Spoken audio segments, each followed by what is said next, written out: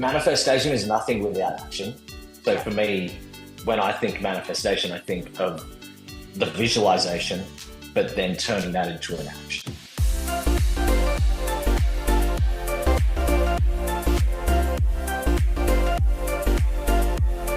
Hello and welcome to another vlog on YouTube and podcast on Spotify and Apple Podcasts now by the Fit Minds podcast. Coach Mariah Jean here and Coach Joey Cantlin himself. How cool. I've got you on my podcast. This is awesome. Yeah, it's been a long time coming. Thank you for having me on. I'm looking forward to it. I've known you since like 2019, so I think it's been quite a while. It has. We've both just been busy. Yeah, you've probably been busier than me. With different things, Joey, with different things. Yes, that's true. So I guess I want to start off with, feel free to introduce yourself. I don't think you need an introduction for anyone who's been living under a damn rock. But what do you do? What are you about? What's your jam? So for those who don't know me, my name is Joey Cantlin. I've been in the fitness industry for almost 12 years now, particularly specializing mostly in contest prep, at least for the last 10 years. Yeah, there's not really much to say about that. That's who I am, I guess, professionally. There's obviously a lot more about me than just the comp prep side. Obviously, I've always had a big passion for gym and fitness in general. Like many young men, I got into the gym purely just to look better because I thought it would make it easier on me to pick up girls and make me a little bit more popular. And then that sort of just, I guess, steamrolled into loving it and realizing that I could turn it into a career. So that's kind of, that's not what led me to do it, but that's kind of what, I guess, sparked my passion for weight training in general. I was always a big fan of exercise, and I was actually a long distance runner, mostly through high school, and played multiple disciplines of sport. Lifting weights was not something I did early on. I didn't really start that until I was like 18 or 19 years. Right. So, yeah, that's what I do, and that's what I'm about. Love it. I had no idea that you were a runner of all things. I was a bit of everything, actually. I played at quite a high level too. I played basketball. I played tennis. I played a lot of AFL. That was probably the thing I did the longest because I grew up in country Victoria, and obviously AFL is very, very big in Victoria. And growing up in a small country town, there really wasn't a hell of a lot else to do. So, and then I was very big into athletics. I was very big into cross country running and long distance running. So I, competed in that at a state and national level for multiple years. But I didn't get into weightlifting until very late. Right. There you go. Well, that's news to me. Here I was thinking that you were this person who was obsessed with bodybuilding, but there you go. Yeah, I mean, I love bodybuilding. It's awesome, and obviously it's my career, but it's not the to me, it's not like on the highest sort of tier for me in terms of like what I follow. I follow a lot of other sporting things. So yeah, right. That will be something that we'll talk about later in the podcast, actually. Awesome. So thank you for that. I mean, from my perspective, you are an absolute god in the industry. There's not enough talk about how good Joey is. And if you have been coached by Joey, if you've been even just in the vicinity of Joey for a couple of minutes, your clients as well, not just from a bodybuilding perspective, but what you've accomplished with your clients has been phenomenal, and it's a team effort. So well done to you. Not just I appreciate that. But yeah, all the grind, all the work that's gone into it, it's a lot there. So yeah, I appreciate that.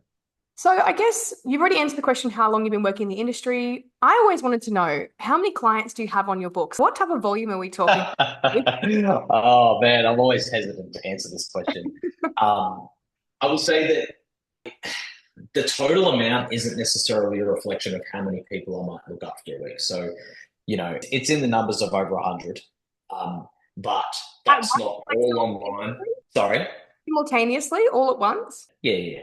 But on any given week, I might be looking after upwards of 120, and then on other weeks, I might be looking after, let's say, like 80 or 90, because I do have a good amount of clients that only have contacted me fortnightly. Some clients have contacted me monthly. Some people have consults with me every 3 months. And then I also am one of the very few people who still actually do face-to-face personal training. So a good 30 to 40 of those people are actually face-to-face. So I'm not just, a typical online coach that sits on the computer most of the days and trains in the middle of the day and stuff like that. A lot of people do have, and rightly so, have the luxury to do. But no, I actually also work as a personal trainer. Yeah. I know a lot of people have transitioned out of that in our industry, but Yeah. it's what sort of got me started. And um, as you probably know, I'm really big on communication, and I love to have conversations with people because I find that you learn the most about not just your job and not just yourself, but just the world in general and life in general. I know it sounds a little bit sort of hippie, but you learn the most from having real conversations with real people. And I spoke about that last week on Instagram. Yeah. Um, and that's probably obviously financially it's great as well. But I think the biggest reason I do it is because I just learned so much, and I feel like when I was a person, being a personal trainer forced me to grow up at Yeah. a pretty young age. Like when I started at 20, most people are still out stuffing around every weekend. And don't get me wrong, I still went out occasionally, but it did force me to grow up because I was training people that were a lot older than me. And Mm. for me to have something in common with them, I had to be able to talk about real world grown adult things. And I had to a lot of the times be a voice of reason. So you kind of forced to grow up early in that sense. And I think I've always loved that about PT. It's allowed me to have conversations that aren't just necessarily contest prep related or bodybuilding related.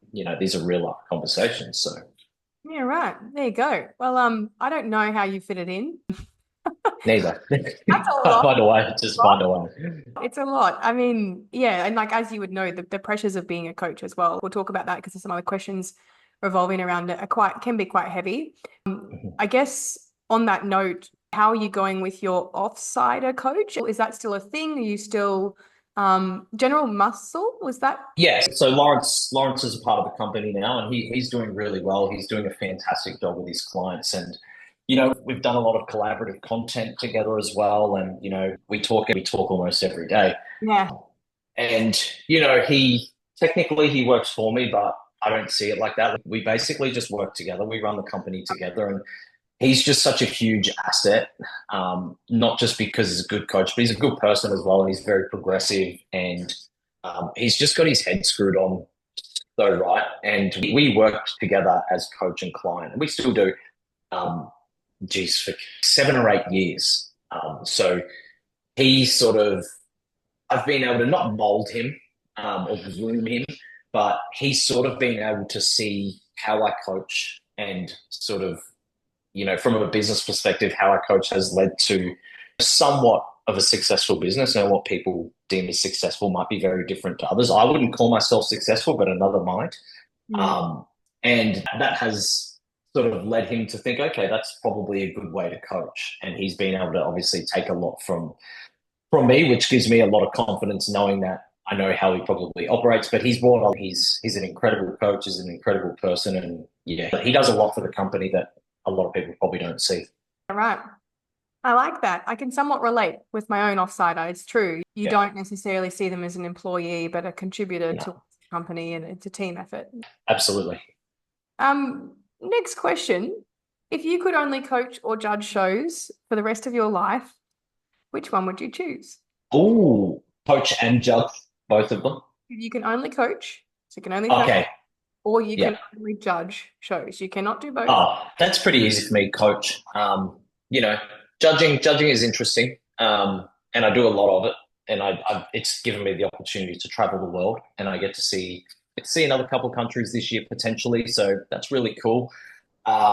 But coaching is just my passion. Like, I just have such a fascination for the sport of bodybuilding in general. I have such a fascination for the human body. I feel like if I wasn't a coach, there'd be a big part of who I am missing. Mm. Um, I would just miss it so much. And judging is, I don't want to say it's a luxury because I don't think it's a luxury. It's still a job. But it's definitely a bonus and allows me to see the world and allows me to immerse myself in bodybuilding that Mm. in a way that isn't coaching. And it also gives me an opportunity to learn more as well. And I guess see the other side of it, which I feel like has also benefited me as a coach, as I get to be able to, see and take part in how those conversations go Mm. and sort of what we are looking at as well. So yeah, it's yeah, I would definitely still coach, but judging is absolutely incredible. Yeah. Yeah, right. That's good to know. I couldn't figure out what you would want to do because I know that Mm. judging has only really been a thing of late the last few years or so. I think I judged my first show, I think very late 2017, and I judged Okay. maybe one to two shows a year for the next 3 years. But then the last 2 to 3 years, it's really ramped up, and I've That's had a when lot of other federations obviously reach out and ask yeah. me to judge their shows as well in other countries. And Right. yes, that's been really exciting, and it's definitely another part of my journey that I'm really grateful for. Right. And I was just thinking too, with 120 clients, then you're fitting in judging as well. What the hell? Time is not something I have a lot of, but I've Yeah, I I've feel I've privileged. always Yeah, yeah. yeah, I've always been a big believer in use your time wisely. Fine. So I still manage to still find some spare time here and there to do things that I love outside of work. So Like I mowing. think if like mowing my lawn and doing the edges, yes, I know. I knew that was going to come up at some point. It's further in the podcast, Joey. We've got to dig into Yeah, it. yeah. Um, Uh, so next question, what do you think are some of the, and I suppose maybe let's just try and, what do you mhm. think is the biggest pain point or perceived barrier? Because I don't see them as actual barriers for clients in achieving any goal that they have. What's the biggest pain point? There's so many things that could potentially be. I mean, barrier is, I guess, a fair way to explain it. But yeah, pain point is good as well. I think the biggest thing for most people is just finding a way to get started because I feel like we all have goals, we all have visions, and we all have things that maybe we like the idea of, but then actually it's funny we're having this. It's funny we're doing this interview because I was with a client a couple of hours ago, and she actually works quite a lot in like hypnotherapy and motivational speaking and stuff like that.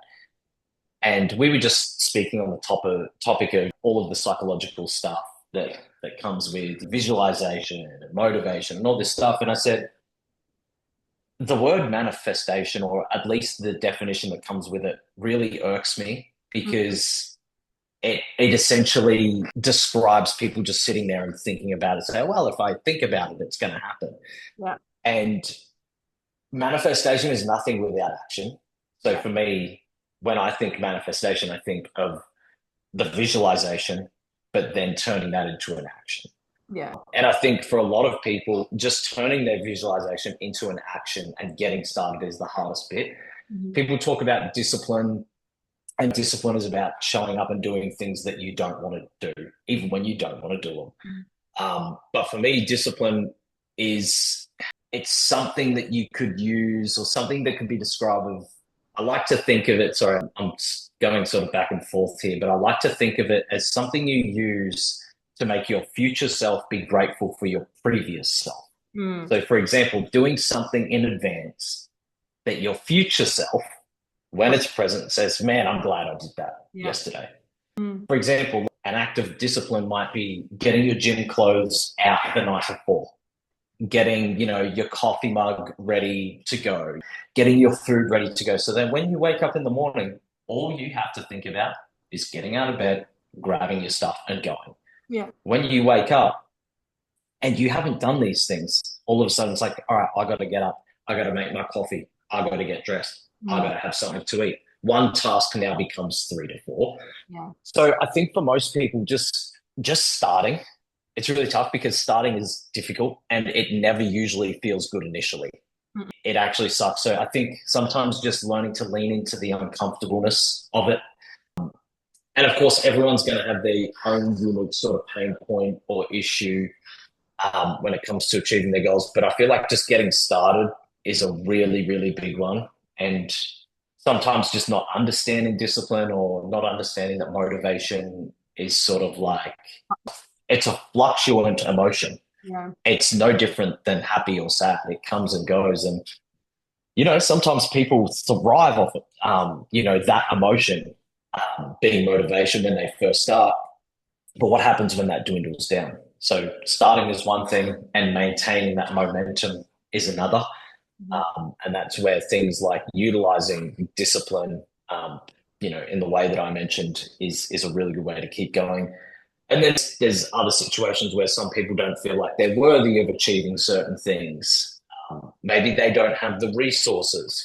There are just so many things. So it's very hard for me to say one thing specifically. But I think the biggest thing I see is just people don't know where to start or people don't know how to get started. Yeah, I love that.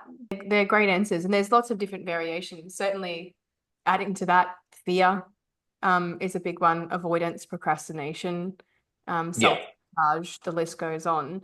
I think it all stems from your mindset, really. That would be where it would Oh, all, for sure. Like yeah. mindset is everything, and fear is a really good one. I think fear of failure is so big because I think when people finally accept that they need to commit themselves and they do commit to a goal, it's like, yeah, I could fail this. And that's why so many people just don't start. Yeah. One, because sometimes they don't know where to start or don't know how to start. Mm. But two, because they know if they start, there's a chance that it won't go well. And that will just hold you back from everything in life, not just fitness. You know, if you Mm. want to go for a new job or go for that promotion or Yeah. ask your dream person out, like there are so many things.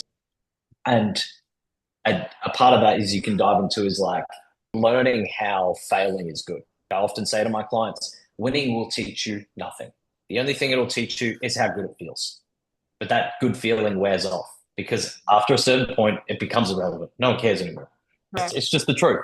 Yeah. Your name will be in a history book, but no one's really going to care. So losing teaches you absolutely everything, and it gives you so much feedback on how you can get better at something. So yeah, fear is a really good one as well. I love that.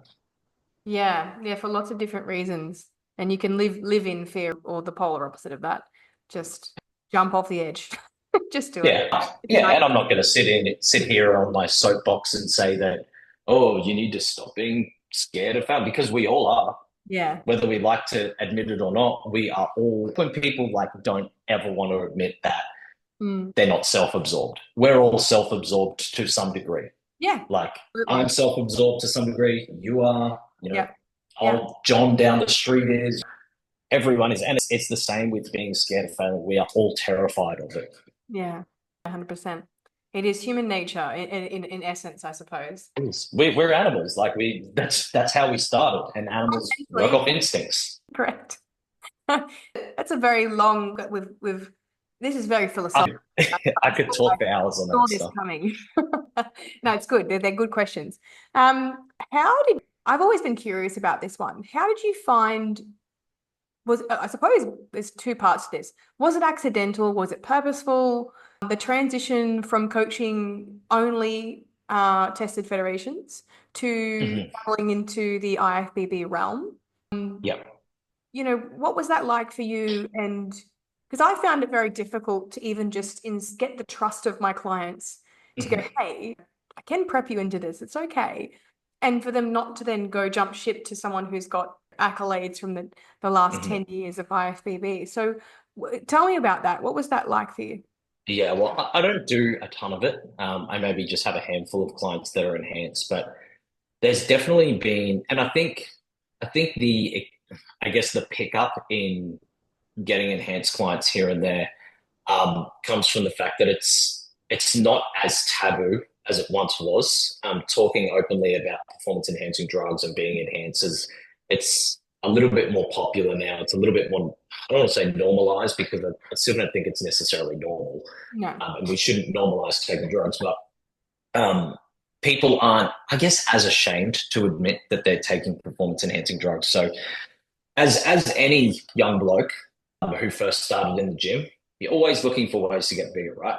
So, you look at research into protein, you look at research into training, and then all of a sudden you come across, oh, steroids. What are steroids? Mm. So for years, I researched the hell out of steroids because one, like I was always like, oh yeah, I'm gonna take steroids and I'm gonna get fucking huge and this and that. And as a young man, I never sort of pulled the trigger, but the fascination of it as well and the potential thought of doing it meant that I was going to just research the shit out of it. Right. And it wasn't until like a friend of mine actually, this was quite a number of years ago, said, I want to compete. Can you prep me? I was like, yeah, no dramas. He's like, I take steroids. Is that going to be a problem? I was Mm. like, oh, this is actually a good opportunity for me to potentially learn a bit more about it from a practical sense.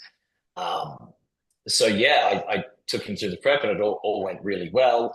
I got an opportunity to sort of, I guess, I have some input, but I don't specifically say, hey, you need to take this and you need to take that. At the end You of know, the day, that's a personal choice. Yeah, I'm not a doctor, so I tell people, hey, don't fucking, this is not gospel. This yeah. is the research that I know. This is what the research says. Mm.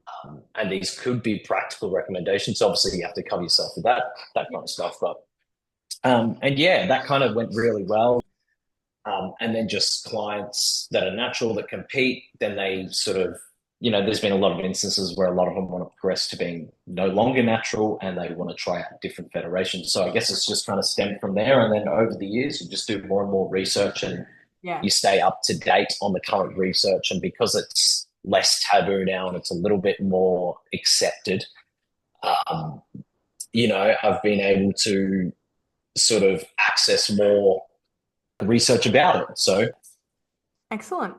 Well, that kind of it answers the question around about way, I suppose, as well. Like it's more about um, even some of your natural athletes that have done IFBB bikini, for example, yeah, starting to gain quite a lot of attention in IFBB. mm-hmm. Um, Yeah, making that shift, convincing your clients, hey, you're good enough for IFBB, and not just that, having them trust you mm. to go through that process, as Yeah, opposed to cookie cutter IFBB coach that pumps out the same meal plans and programs, yeah. that we see in the industry that have been there for years. So, do you think that was hard from that aspect, from the cultural aspect, in the sense of how cliquey it can be? Yeah, I feel like in, the enhanced federations that are typically like IFBB and back then it was WBFF, it's now FMG. Yeah. There are quote unquote your go-to coaches, right? So Yeah. I guess it was somewhat challenging trying to break into that. But I mean, when you do your best as a coach and you turn up with clients that do their best, Mm. um, you're quite often going to get a good result. Mm. And that's, I guess, just what happens over the course of time. And a lot of my girls that compete in IFBB bikini are natural. Mm. Um, Yeah, no, yeah. and, and I'm never the type of coach that suggests enhancements. I will Mm. never ever do that. Mm.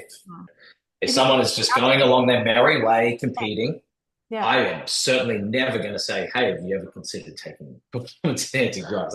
That's not me. I'm not interested in being that person. But if they ask me and they've ticked off a lot of prerequisites to do that, then maybe that's something that they can progress to if they choose to.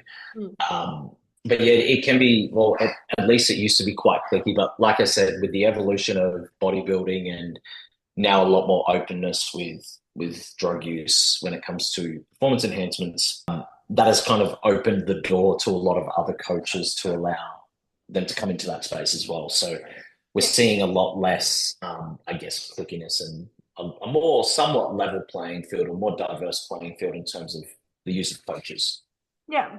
Yeah, that's really good. I think there was a while there where it was literally a handful, three or four, and it was just like, I think there's got to be, yeah, an open door at some point to let others Yeah, and go, okay, like there's a chance that there are some other people here that could do a great job, like you have done with some even natural, as you said, athletes going into mm-hmm. IFBB. So, again, well done to you on that, because I don't think it's Appreciate that. necessarily that discrediting those who have, moved to the enhanced. No, there's nothing wrong with that. Some people actually have to go there. They may be grinding for years and years and just have a few, walls they keep meeting with certain things and injuries, all that type of stuff. And it might just be Yeah, like the next natural progression. So, how do you feel on the note of federations? I just like to bunch all the light questions together. How do you feel yeah. about the somewhat notorious inconsistency in judging across some unnamed federations? Because I know that I've seen, I think, you at some show and me, I do it too. Like I get really worked up. There's a thumbs Mm-hmm. up. I don't know why we're doing that on. Yeah, I don't know why that. I think I was scratching my shoulder and maybe it triggered it. So yeah, how do you feel about I think in the moment you can get quite heated because you're just like, Mhm. how much work has gone into this, what this person has gone through. It's almost like you feel the empathy for that client. Um, Yeah. yeah, how do you feel about it? What do you think we can do as coaches to try and improve that process? Is there anything we can do? Well, I think first and foremost, it's important to recognize that people don't always get stuff right. Yeah. Um, and I want to say that first and foremost because, like judges are under a lot of pressure. And I think some judging issues stem deeper than just the judging decisions themselves. Sometimes the judges might be a little bit rushed because there might be too many divisions, or maybe the show started a little bit late. So the judges are being put under more pressure. So I want to say that the judges don't always have the easiest job. And when there are certain circumstances, the door the door to make decisions that we might not agree with becomes open. And I think as coaches, all we can do is give our honest feedback, and that's something I've always tried to do. Mm. Um, Obviously, as you know, there was a situation last year or a Yeah. show last year that kind of, I'm not going to get too into it because I feel like I've spoken on the topic publicly before, but there was a certain situation where I think not just myself, but a lot of people are just kind of, I guess, just lost their cool, and too many things went wrong in Yeah. the space of maybe 1 hour, and everyone was just kind of a bit sick of it. And it wasn't just me who got outspoken about it. There was quite a few people. Mm. I even like sort of lost my cool at the show, which I publicly apologized for, and I was quite embarrassed about that, and I still am. But when there's so much passion there, and when you know what your clients go through and how hard they work, you Yeah. almost feel like Not to. their hard work got a bit invalidated. Yeah. And I understand that the judges don't care about how hard you worked. That's not our job as judges. I'll speak as a judge. That's not our job. Our Mm. job is to assess the physiques, and Mm. I just felt like the assessment on the day was missed completely. And that's frustrating. But like the feedback was given, the opinions were voiced, and it seems like a lot of federations, at least coming into this year, are making a lot of changes and are trying their best to get out consistent criterias, Yeah. potentially changing over crossovers into certain categories, which does make judging really hard, because someone might come out in men's fitness and maybe be a bit too advanced for the criteria, but they're just genuinely the best there. Mm. And then the same thing happens in men's physique, and they come out and they're still the best there. So you can't always just, I guess, assess it on face value. Yeah. There is always context. So I always give the judges some grace there. But yeah, it's always disappointing when you feel like it doesn't go the right way. And yeah, I guess, yeah, it's just frustrating from time to time. But, as coaches, and you would know as well, we just put so much time and effort, and, we're so invested into it that we want to see that part of it go right. But I think, upon reflection as coaches, we also need to accept that it's not going to go the way we think it's going to go all the time.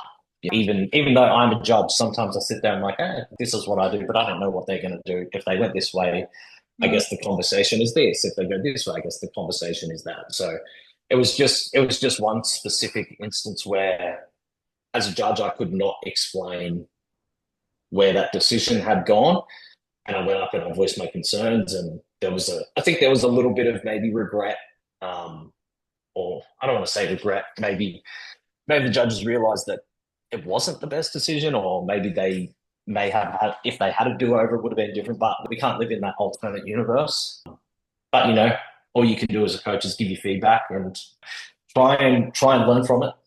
Yeah, yeah. I saw what happened, and well, I wasn't watching actually. I saw what happened is in the aftermath when there was new podcast episodes about it and things. And I think it's really healthy for us to talk about this stuff, because I think there was a Yeah. really big silence there for a long time where coaches were just kind of like copying it on the chin, and like, we don't want to upset the judges and we don't want to upset the federations. And I don't necessarily think it's about kicking up a stink. I'm very much It was never that. Like, it no, was no. more so we just want we want it to be about the competitors. If you think about it, there is, from a judging perspective, they're literally critiquing physiques. There needs to be some sort of, I guess, how would I put it, pushback, I suppose, in a sense of like, well, then who's critiquing their decisions? Who, Yeah, exactly. and policing this? And if we Yeah. only have one person doing that, not necessarily where we've got, and I think too, the hard part is we've got bias and invested interest, which Yeah. changes our perspective where we have that emotional investment, no matter how hard we try not to.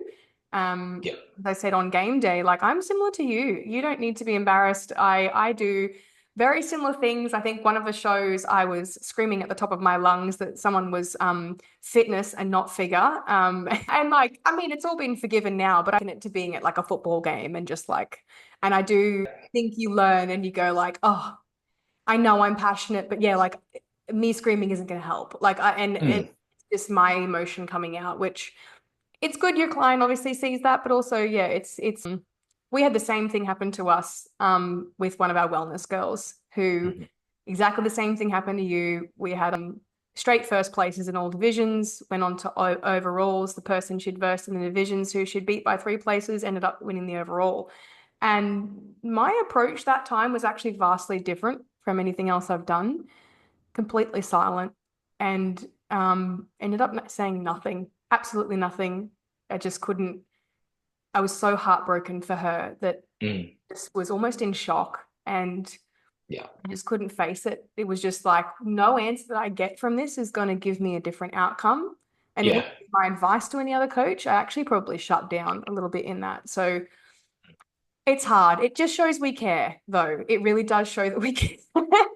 Maybe Yeah. sometimes a Yeah. bit too much, but oh well. Yeah, yeah, I think sometimes your passion and everything, does get the better of you. And like, look, I had a lot of lovely messages saying like, you don't need to apologize and yada, but No. I still felt like I did because without trying to big note myself, I'm well known in the industry, and I feel like there's a responsibility upon myself to uphold a good attitude and make the sport progressive. And that specific day, I probably didn't.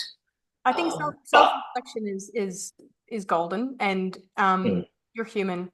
For you to show yeah. vulnerability and flaws, that's a good thing. You're not a Mm, robot. If you behave that way as a coach, then I think you're putting something on. Do you know what I mean? Like you're mhm, yourself. You're not authentic. So mhm. yeah, these things happen. As long as you didn't throw popcorn or something on stage, like I think you're No, okay. I threw my bag that I carry around with me throughout the show. I threw that across the room backstage, and then just walked out and had 10 minutes to myself. But I think I yeah, threw some lollies. Like, yeah. yeah. Look, the next question. What's your thoughts in the complete opposite direction? I said I was doing relatable questions, but they're not. What's your thoughts on setting healthy boundaries with clients in response times outside of work hours? Because this is a massive one that I seem to have struggled with across my 10 years in the industry. I haven't been 10 years in the comp prep realm, I think Mhm. 6 now. But for you, boundaries, what are your thoughts on that? And do you think as coaches we need to collectively do this so that we're not setting a poor example for, say, like if a client moves on to another coach, Mhm. have a personal life? Yeah, I mean, I think coaches are a lot of the times we could be sort of related to as like a sponge. Yeah. Like, a lot of the time it's our job to absorb the mess, Mm. um, and sort of go away and wring that out for someone else.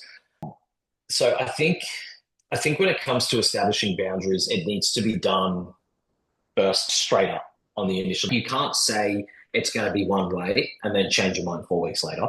Yeah. Um, and look, establishing boundaries around like contact hours and what is sort of acceptable in terms of communication was something I personally struggled with earlier in my career because I just wanted to help everyone so badly, and I just wanted to be such a good coach that Available. I would keep my phone on loud through the night, and if someone messaged me at midnight, I'd wake up and freaking respond to it. So it's the stupidest thing ever. Um, Look, I tell my clients that they are more than welcome to. Like, I mean, I'm just going to explain how I do it. Mm-hmm. I tell my clients that they're welcome to message me right whenever they want, Yeah. because at the end of the day, if they ping my phone at midnight, I'm not going to wake up. But I just say, don't necessarily expect a response after say 7 p.m. Yep. And if it's the weekend, I'll still get back to you, but it might be a little bit slower. Yeah. If I can get back to you outside of work hours, genuinely, like if it's feasible, I'll do it, but don't always expect it. So I think you can say like, "Hey, I'm there for you," but don't expect me to raise heaven and earth to get back to you. But I still have a life as well. And I always say to people, I'm like, "Well, would you get back to like, for example, if a client says, "Hey, like, this hasn't happened to me, by the way, but if a Mm. client said to me, like, hey, I messaged you last night, why didn't you respond within the hour?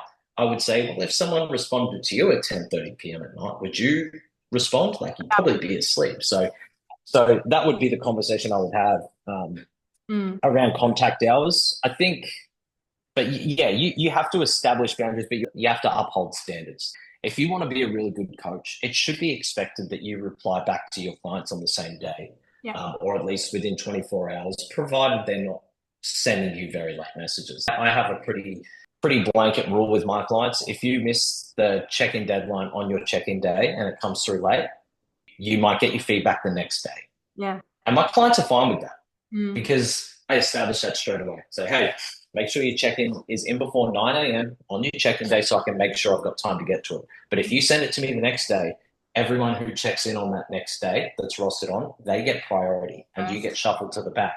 And I'll see if I can get back to you on that day.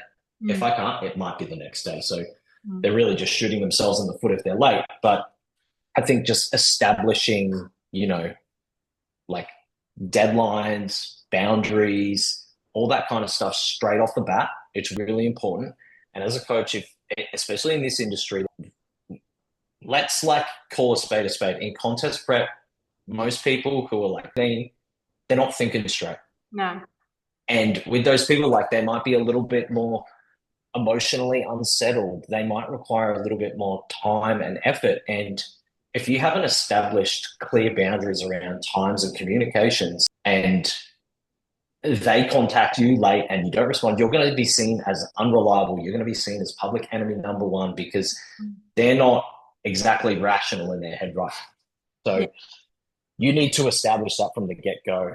And even if you think that you might be able to respond at ludicrous hours, don't say you can do it. Don't say you're going to do it because at some point you're not going to be able to do it. You're not going to be able to get back to everyone in that time. So just say, hey, 7 a.m. to 5 p.m. Mm. These are my contact hours. You're still welcome to contact me, but I won't reply if it's outside these hours. No, I don't necessarily do that. I say I do my best to get back to everyone as quick as I can, but it might be the following day. So Yeah. I think just being honest and upfront from the get-go really, really helps your case. I love it. Very good. I think this is a big problem. I'm gonna have some water. I think it's a big problem in the industry that we're seeing because we have this whole like, just going to brighten my screen a bit too. We see a lot of, as you said, like high touch point, high communication clients, especially in comp prep.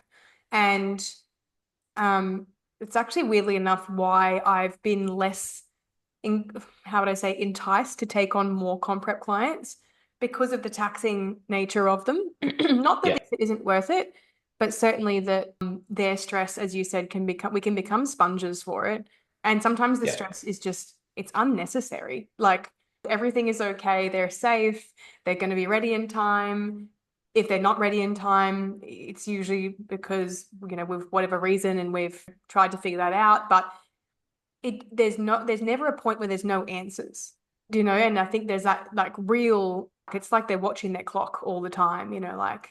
so I love that. I'm a little bit stricter than you in a sense of having, I suppose now I've got a baby. Yeah, see, I don't have a baby. Yeah, well, I mean, one day, I don't know, Joey, but Who not, knows? Who knows? I'm not a person who talks about, people having to have families because that's all individual choices, but Yeah. um I think it's less about not having time for them because I could reply Mhm. while I'm feeding my baby dinner. I could reply while I'm bathing her. I could.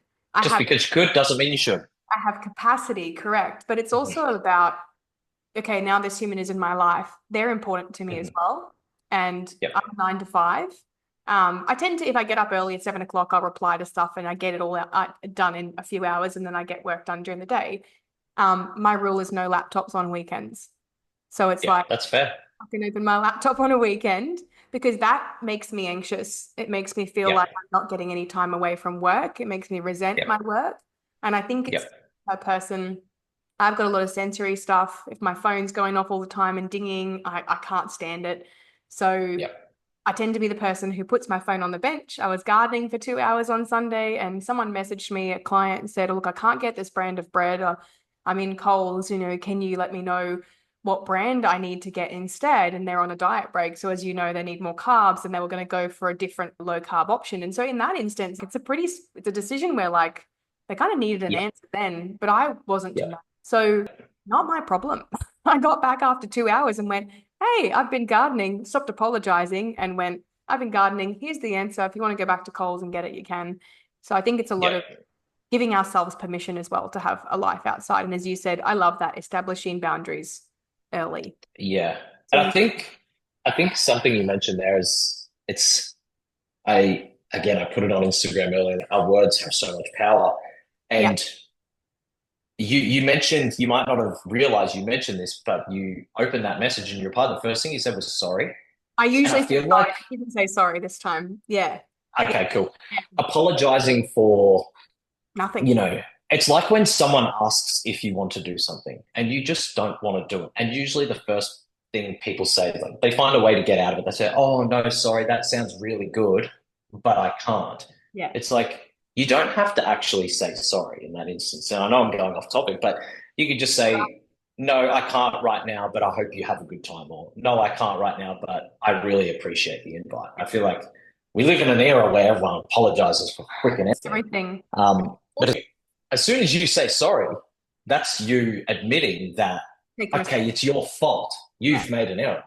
But that's not the case here. So that's another thing, or a bit more advice for coaches. Don't apologize if you have a life. You're allowed to have a life. Like, would they be expected to answer a text message on the weekend or a phone call on the weekend from their own boss if they're not rostered on? You know what I mean? So, it goes both ways. Absolutely.